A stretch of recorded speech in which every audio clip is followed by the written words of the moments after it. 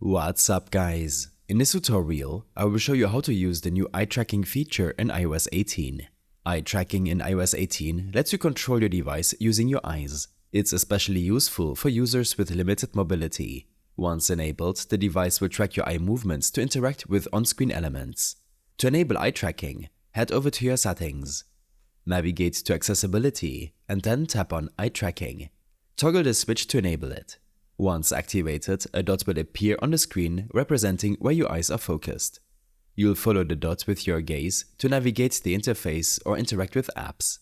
It may take a few seconds to calibrate at first, but you will quickly get used to the control. Next is Music Haptics Accessibility. With Music Haptics, you can feel the beat of the music through vibrations using the Taptic engine. This feature is designed to enhance music experiences for users who are hard of hearing by translating sound into haptic feedback. To enable Music Haptics, head back to your settings and tap on Music Haptics. Turn it on and you'll start feeling vibrations synced to the rhythm of your music, particularly when listening to bass-heavy tracks or songs with distinct beats. Vocal Shortcuts is yet another new accessibility feature introduced with iOS 18. Vocal shortcuts allow you to assign voice commands to specific tasks on your iPhone, which is great for users with limited motor abilities. You can create custom commands to perform tasks like opening apps, sending texts, or adjusting settings with your voice. To set up vocal shortcuts, head to your settings, tap on Accessibility, and then Vocal Shortcuts. Here, tap Set up vocal shortcuts to assign specific vocal triggers to actions.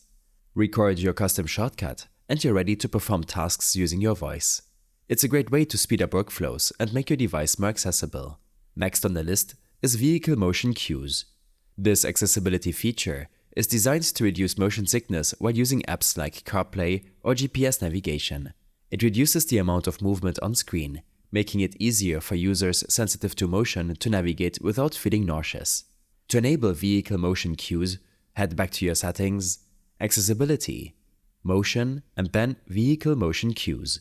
Toggle it on, and your device will automatically adjust screen animations and transitions when using certain apps while traveling in a vehicle. Lastly, VoiceOver in iOS 18 now includes a wider range of voices, making it more personalized for users with visual impairments. These new voices sound more natural and human-like, giving you an enhanced experience when navigating your iPhone or iPad using VoiceOver. To access the new voices, go to your settings, Accessibility, VoiceOver, Speech, and then Voices. Browse to the list of available voices and select the one that suits you best. You can also adjust the speed and tone of the voice to your preference. I hope this helped you out. Leave a comment if you have any questions and see you in the next one.